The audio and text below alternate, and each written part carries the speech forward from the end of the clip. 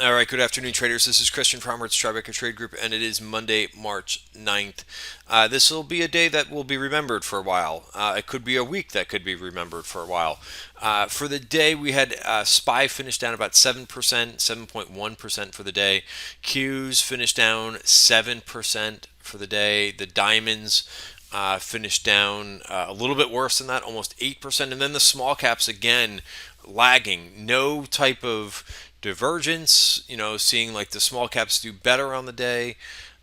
Pretty much the same thing. And I think this is one of those situations where the more that you could sit on your hands, the better off that you are right now when we're moving this fast. Excuse me. Risk disclaimer that I have up. Everything that we're going over is for information purposes only. Not giving out any advice or recommendations or anything like that. But I've mentioned before in these videos, I've traded through a lot of these times. They can get very ugly. The quote that I have in here is, as Keynes said in the 1930s, markets can stay irrational longer than you can stay solvent. So if you're thinking that a lot of things don't make sense right now, they can not make sense and be irrational for a lot longer than you may think that can happen. So it's one of those situations where having, if you're taking a shot here and there on certain things, day trades, which we talked about a lot in the weekend video. That day trading, I think, is a better way to go right now because there are some opportunities, but it definitely helps to play things both sides of the market, and then also. One of the things that I was pounding the table on was that you have to have a stop every time you enter into a trade at this point, and I'll explain a little bit more. But you should be thinking about a stop price every time you get into a name, and also where you're going to exit the trade as well. So let's start to go through the price action of the day. Uh, then we'll circle back and look at some of these areas of the markets. But I want to talk about the indices first. Of course, bonds. This is the daily chart. Remember, on Friday they had the highest volume ever. Interesting, this was way up to what, almost hit 180 today, and came off about $9 and finished around the lows of the session. So that would be the only thing that I think would be a little bit different, maybe a setup for tomorrow, is that bonds finally, I don't want to say broke, because they still finished up 2.7%, but they did not scream higher at the end of the day. This felt like, by the way, with things kind of coming in towards the end of the day and falling close to the lows, it's a lot of the gamma move. And that takes place with specifically a lot of the leveraged ETFs. They need to basically sell to have exposure for the following day, right? Whenever you're if you're trafficking in any of these leveraged ETFs, their goal is to get the right performance in one particular day. So, for their short funds or their inverse funds that are leveraged, right, the more and more the market falls, the more they have to sell at the end of the day so that they've got the right exposure in those funds for the following day. I know that's a little bit complicated, but it's just one of those things when the market is down a lot, and especially when it's not on a Friday, when there's probably a little bit of short covering on Friday, but this is pure gamma move. There was a big sell imbalance, and that is related to some of which is related to those leverage ETFs and what they have to do in terms of that matching exposure for tomorrow, and that's called a gamma move. So in any event, sorry to go a little bit off with that, but let's look at the. I want to look at the indices on the daily chart and on the weekly chart. Let's start with the weekly chart. So first of all, this IWM looks atrocious, and this should not really be giving anybody like a warm and fuzzy feeling at this point, because there's not really much to trade against here. We fell down to support one on the weekly channel. I mean, we went through this value area like nothing. Uh, we basically came back and retested, and that was your short signal if you decided to do something like that. There's a VPOC all the way down here at 122. Given that this was down $14 today, not out of the realm of possibilities to see this thing maybe go down to 122 at this point. I know that sounds ridiculous, but That's how fast we are moving right now. We're also down to S1, so maybe there's a little bit of support. Keep in mind these venoms, right? S1 support 1, R1 resistance 1, R2 resistance 2. They're basically speed bumps, right? They're not major support or resistance. Let's go to what's kind of in the middle of this, and that's S&P. And note that for the week, now we just started the week and it's a developing bar, but 2774 is kind of my level in the sand. So we'll see if we can actually come back. This 80% rule that we were talking about is complete, right? And the 80% rule using value areas is when you start the period above value or below value, and you enter value area, enter the value area, and basically establish yourself inside value. There's an 80% chance that you could go all the way through. So we've done that. That's now complete. Uh, we'll see if we can actually get above 2774 by the end of the week. But that's going to be, a lot before we get there. There could be a lot of things that happen in the meantime. All right, so that's the level to watch there. On the daily, we've got a VPOC down here that's just a little bit further. We also have, this is all the way down at S1. This would be 2580. So there's a lot of things going on here. And I would continue to urge being conservative and doing a little bit more day trading. The whole key, I think, right now is to not get overexposed for as fast as we're moving. I'm going to talk about the Qs in just a second, but let's talk about the VIX. Right, the VIX is now above 50. Is firmly above 50. So uh, we've got a we've got a lot of market mechanics going on here that are flashing a lot of alarms. So I continue to not really add any new positions. Uh, did a lot of day trading today. All right, so you could see over here. Let's see, what do we got for my trades for the day? I'll talk a little bit about. I want to talk about the Qs too, and then I'll get into what I traded for the day. Sorry, I'm going a little bit in a couple different directions here. So the Qs look the best. It just is what it is. Let's go to the weekly first. They did break into value, but again, it's very early in the week. What if you're bullish? You'd want to see the Qs get above 195.61. They were above there, I think, for a good portion of the day. They just got pounded at the absolute end of the day. The daily chart, we did take out this virgin point of control. These were all things that we went over in the pre-market session, saying that some things that needed to basically not needed, but could take place. We also took out two of these VPOCs. The next one down here is quite a bit down at 187.22. I think that there's a chance that we could hang on here, but I don't know that for sure.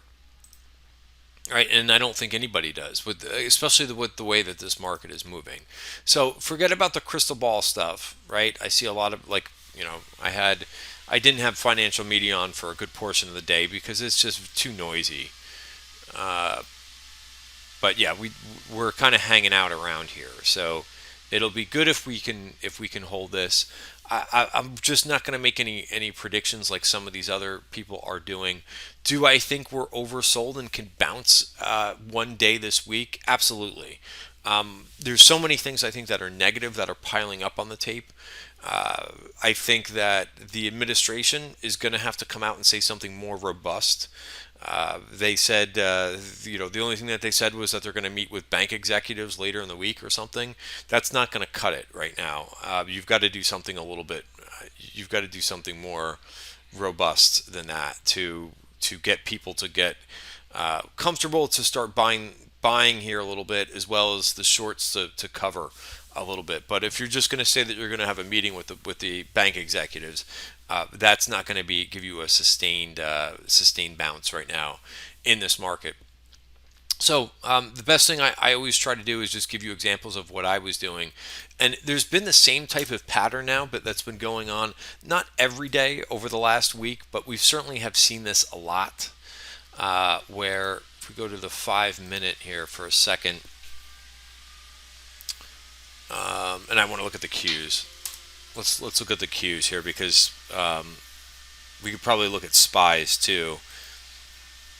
But the thing that I keep coming back to is the days, like especially like Thursday and Friday last week, where we started down, we bounce, but we stall in terms of bouncing, right? We've done this now several times. So we did this again today. It was a little bit tricky because this 200 period moving average has been really good.